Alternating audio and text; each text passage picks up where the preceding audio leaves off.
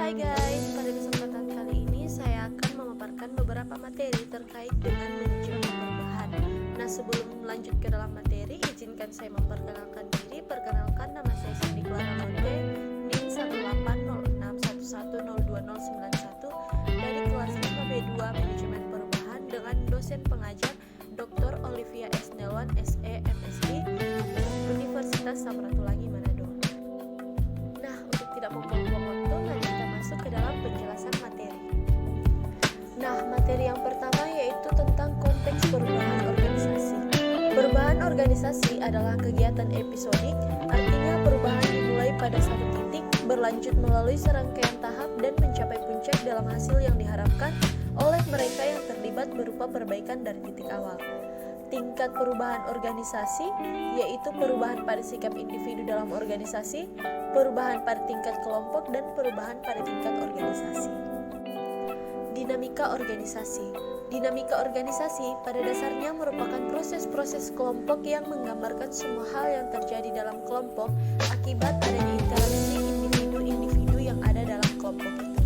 Dinamika organisasi merupakan kebutuhan bagi setiap individu yang hidup dalam sebuah kelompok atau organisasi. Perancangan perubahan. Perancangan merupakan proses perubahan keadaan dari yang awal menjadi keadaan yang lebih baik untuk dipakai pada masa yang akan datang. Kemudian, seorang perancang dalam proses perancangannya membutuhkan metode untuk menyalurkan ide dan mengembangkan ide rancangannya. Ada 5 level perubahan strategi. Yang pertama continuation, yang kedua routine change, yang ketiga limited change, yang keempat radical change, dan yang kelima organizational redirection. Materi selanjutnya yaitu implementasi perubahan. Manajemen perubahan dan implementasi proyek sistem informasi yang berhasil akan mendatangkan banyak keunggulan kompetitif bagi perusahaan dalam hal biaya, waktu, dan kualitas. Hal ini hanya akan terjadi jika dilakukan usaha secara sungguh-sungguh dan fokus. Keterlibatan semua unit kerja akan mendatangkan nilai bagi bisnis perusahaan. Adapun tantangan mengelola perubahan. Adanya inovasi dan implementasi bukan hal mengejutkan jika menjumpai tingkat kegagalan yang sangat tinggi dalam banyak aplikasi perusahaan dan proyek rekayasa ulang proses bisnis yang secara khusus membutuhkan perubahan organisasional yang ekstensif dan mungkin mengharuskan penggantian teknologi dan sistem warisan yang lama yang sudah sangat mengakar dalam banyak proses bisnis yang saling berhubungan. Materi selanjutnya yaitu pengendalian perubahan. Pengendalian perubahan adalah permintaan untuk mengubah garis batas lingkup dan kemudian ditampung, dievaluasi, dan disetujui atau ditolak.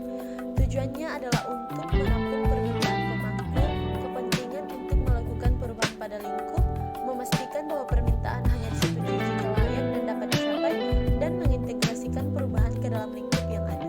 Dalam praktiknya, sistem pengendalian proses dapat dikarakteristikkan dalam 3 bentuk, yaitu yang pertama diskrit, yang kedua partaian, dan yang ketiga kontinu.